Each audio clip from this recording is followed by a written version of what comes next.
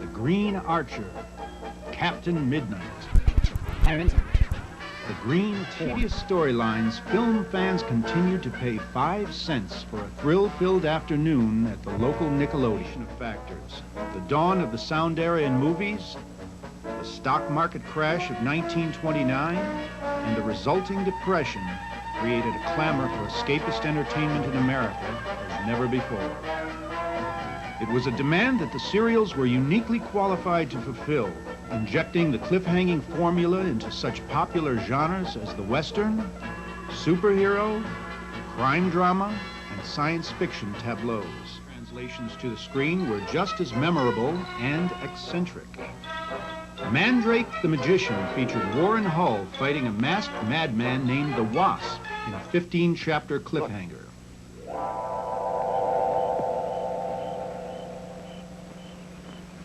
Huh? What's this? Now you can get him, Lothar. Me catch him. Yeah.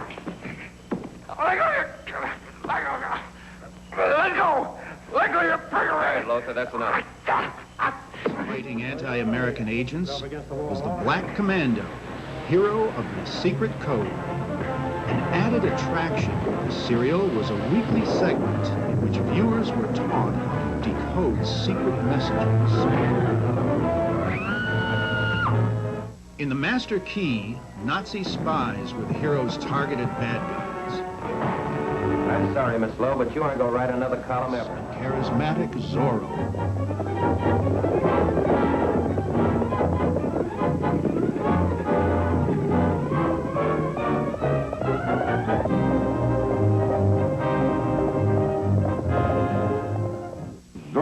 Zorro. Can't you get rid of that man?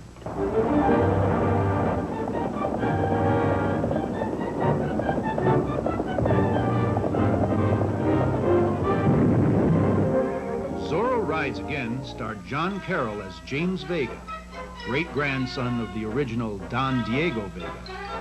And Zorro's Fighting Legion 2 years later saw the dynamic Zorro stop an Indian uprising in the early days of Spanish California. The serial starred Reed Hadley, who played both Zorro and the dandyish Diego Vega.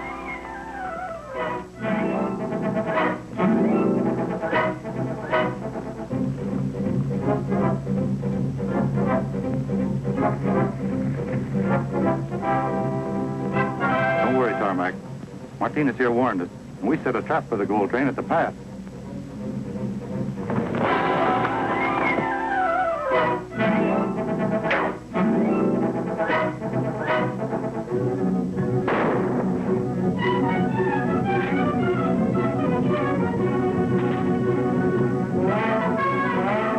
Ace of stuntmen, Yakima Canutt, was the stunt double in Zorro's Fighting Legion as well as the previous Zorro serial. The balance of the riders in this scene were recruited from the Republic Studios stable of stuntmen. Zorro's Black Whip followed in 1944. Although the story mentioned Zorro in the title only, the serial featured a rare Western heroine, Linda Sterling as Barbara Meredith, known to one and all as the Whip. Black Whip might even track down the bandits and recover the money. That's a big order, Dick. Anything the Black Whip undertakes is a big order. That's true. I'll do everything I can to help, and I'll let you know what happens.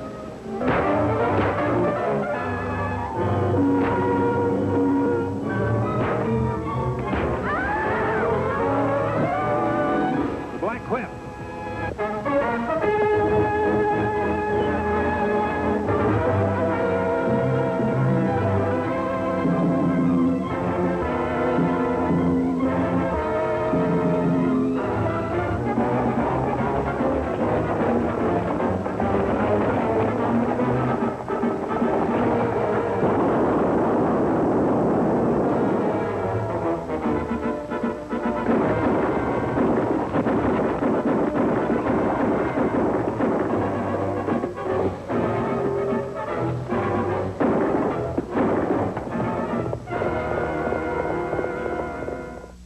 Son of Zorro followed in 1947, featuring George Turner in a 13-episode adventure.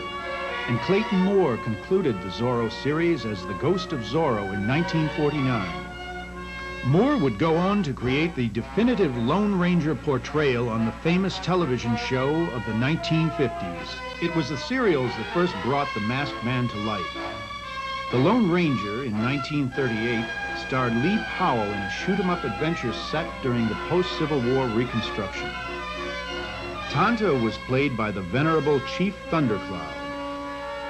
And in The Lone Ranger Rides Again, the next year, Robert Livingston helped the Valley of Settlers battle a powerful cattleman in a 15-episode thrill fest. Prior to his serial incarnation, the Lone Ranger had earned a reputation as one of the most popular heroes of 1930s radio. And the transition of action storytelling from the national airwaves to neighborhood movie theaters made radio one of the most important proving grounds for cliffhanging heroes. Captain Midnight, starring Dave O'Brien, etched one of the strongest multi-episodic portrayals of the era. Radio and comic strip favorite The Phantom came to the screen in a 15-chapter serial. Tom Tyler was called on once again to portray a serial hero. The Phantom character established his headquarters deep in the jungle, vowing to devote his life to protecting the good jungle folk from evildoers. And the Green Hornet, a staple of radio for several years, became a serial superstar over a quarter century before his appearance on primetime television in 1967. Gordon Jones starred as the crusading publisher Britt Reed, and character actor Key Luke was Cato in the 13-episode thriller. So it was you tricked me out here. Well, what do you want? What's wrong with plane 2824? Answer me, what's wrong with plane 2824? There's nothing wrong with it. You're lying, Bartlett. You know there's something wrong with it. What is it? If you'll untie me and let me bail out with you, I'll tell you what you want to know. All right. Although the Green Hornet brought evildoers to justice, he was still regarded with suspicion by the authorities. Hence, he fought injustice without the cooperation of the police.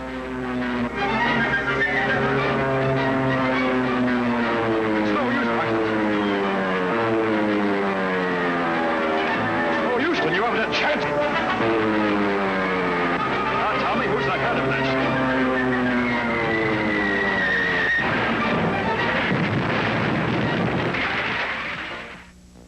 Audiences just couldn't get enough of the wildly overscaled action that accounted for much of the serial's wholesale popularity.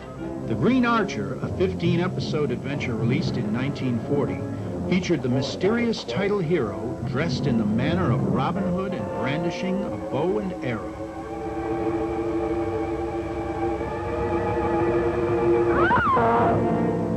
What is it? There, the Green Archer. Nothing there. Look for yourself.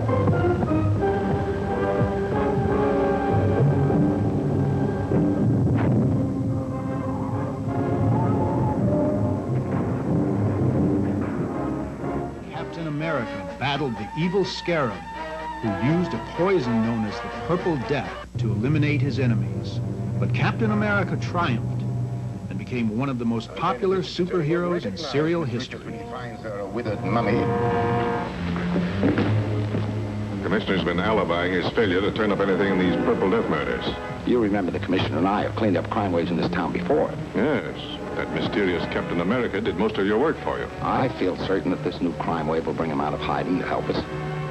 Dick Purcell, as Captain America, seemed a likely competitor to serial stars Buster Crabbe, Tom Tyler, and Kirk Allen. Where's Gail Richards? Well, you'll never find her.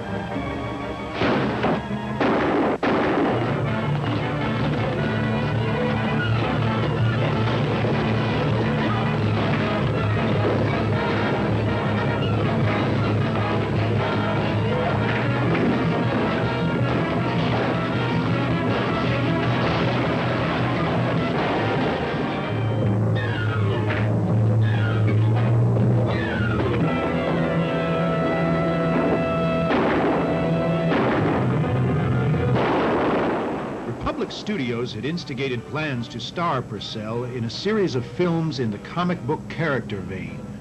But unfortunately, Purcell died before the final episode of Captain America unraveled in theaters.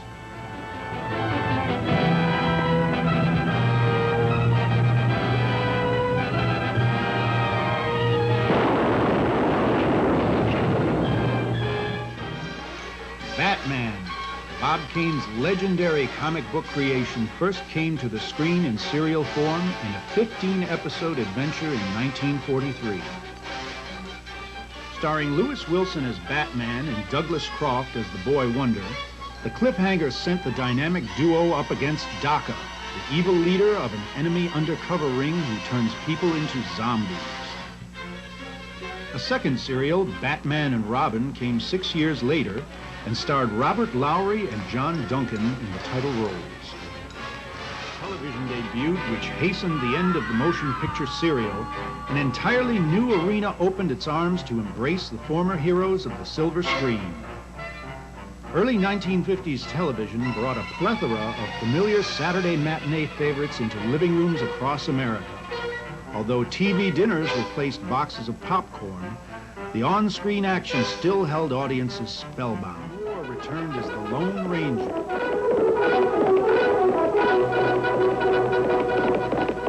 The Lone Ranger.